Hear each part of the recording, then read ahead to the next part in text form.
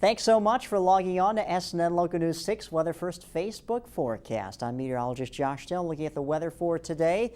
And unlike over the weekend when we had breezy conditions coming off the Gulf of Mexico, that's not going to be the case today. Now, the reason why we had those windy conditions is because the influence of this area of high pressure to our north and west, and we were also on the back side of Irene, and the two wind fields coming together caused a pressure gradient, and that's why our winds were quite strong. Now Irene is a thing of the past, it's out of the picture, and high pressure is settling in, so those winds today will start to subside and not be much of a factor.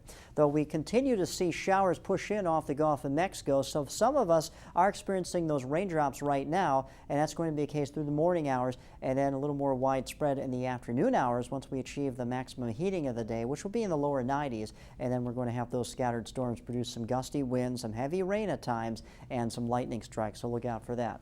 Well, let's talk about the remnants of Irene. Right now it's a post-tropical low, so it's not even a tropical system anymore. It's in Canada, and it's moved out of the picture, and high pressure is settling in for the northeast, and that's going to bring sunshine for these folks here. But boy, millions of people out of power right now, and unfortunately 23 people lost their lives due to this storm.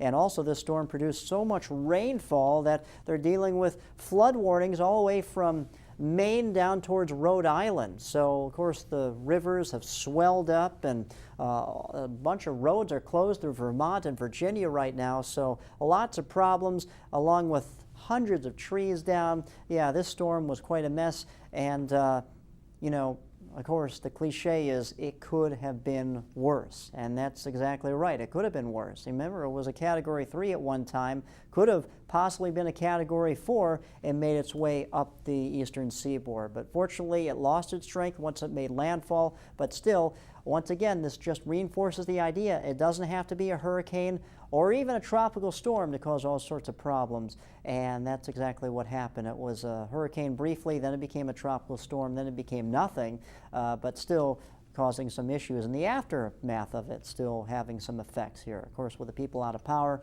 and of course the flood warnings taking place, because it takes a while for those rivers to slowly go down. All right, let's talk more about the tropic cluster of storms here in the Central Caribbean. This could possibly develop into something tropical and track into the Gulf of Mexico, but it will travel away from Florida and make its way towards Texas. But that's actually good news for Texas because they really could use the rainfall. Also, there's a new tropical storm. It's called Jose. This is traveling away from land, so not a problem for people there other than shipping interest. But there's also a new tropical depression that has formed, that was formed early this morning, and this could be a tropical storm, if not a hurricane, in the next couple of days. And unfortunately, it is taking more of a westerly track, so we're going to have to monitor this over the next several days. But you know, this is the peak of hurricane season. We have to watch all these sort of flare-ups in the Atlantic Basin at this time of the year and take them very seriously. So lower 90s in our forecast for a day, another humid day. Just watch the skies for those scattered showers and storms. The wind for the boaters today, southwesterly at 10 knots, maybe some higher gusts, but a lot better than it was over the weekend. Some thunderstorms, watch out for that, and the chop will be light in the bays. Well, the showers will increase as we get into the middle of this work week, and highs will top out in the lower 90s for the next several days.